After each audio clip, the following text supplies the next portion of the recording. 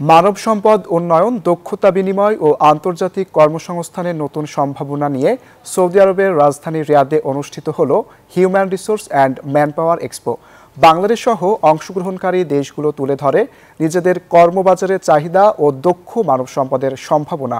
অংশগ্রহণকারীদের আশা, আন্তর্জাতিক সহযোগিতা বৃদ্ধি এবং অভিজ্ঞতা বিনিময়ে এই ধরনের এক্সপো গুরুত্বপূর্ণ ভূমিকা রাখবে। সৌদি আরবের রিয়াদ থেকে রুস্তম খানের পাঠানো তথ্যচিত্রের ডেস্ক রিপোর্ট।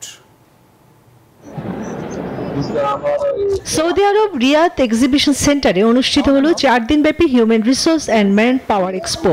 এই আন্তর্জাতিক প্রদর্শনীতে অংশ নেয় বিশ্বের 18টি দেশের মানব সম্পদ উন্নয়ন সংস্থা, ট্রেনিং ইনস্টিটিউট এবং বিদেশি কর্মসংস্থান সংশ্লিষ্ট প্রতিষ্ঠানগুলো।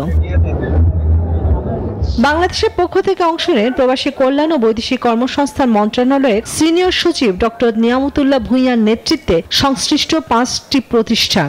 বিশ্ব শ্রমবাজারে নতুন দিগন্তের ইঙ্গিত দেন তিনি। আমাদের কর্মীরা ল অ্যাবাইডিং এবং দুই একজন তো থাকে, সবসময় একটা ব্যতিক্রম থাকে, দুই একজন এরকম করে, কিন্তু পার্টিকুলারলি আমাদের কিন্তু বাংলাদেশ শ্রমিকদের সুনাম আছে যে তারা অত্যন্ত পরিশ্রমী, তারা অত্যন্ত আইন মান্য করে এবং তারা তাদের কাজটা মনোযোগ দিয়ে করে। বাংলাদেশ সহ অংশগ্রহণকারী দেশগুলো তুলে ধরে নিজেদের কর্মবাজারের চাহিদা ও দক্ষ মানব সম্পদের সম্ভাবনা।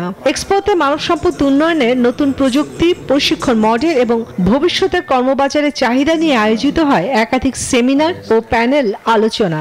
যারা বিভিন্ন দেশে গিয়ে ওই দেশের কি কি ক্ষেত্রে ডিমান্ড আছে এবং সেটা অ্যানালাইসিস করে এবং ওই ডিমান্ড যারা তৈরি করছে ওই দেশের কোম্পানিগুলোর সাথে বাংলাদেশের রিক্রুটিং এজেন্সি, ইউনিভার্সিটি এবং ট্রেনিং সেন্টারের সাথে সংযোগ স্থাপন করে। আয়োজকরা জানান, চতুর্থ শিল্প বিপ্লবের যুগে মানব সম্পদ উন্নয়নই টেকসই অর্থনৈতিক প্রবৃদ্ধির মূল চাবিকাঠি। বক্তারা বলেন, আন্তর্জাতিক সহযোগিতা জোরদার করে দক্ষ জনশক্তি গড়ে তুলতে হবে, যা ভবিষ্যতের বৈশ্বিক কর্মবাজারে নেতৃত্ব দেবে। অংশগ্রহণকারীরা আশা করেন মানব সম্পদ ও কর্মসংস্থান খাতে আন্তর্জাতিক সহযোগিতা বৃদ্ধি এবং অভিজ্ঞতা বিনিময়ে এই ধরনের এক্সপো গুরুত্বপূর্ণ ভূমিকা রাখবে। Desk report, news 24।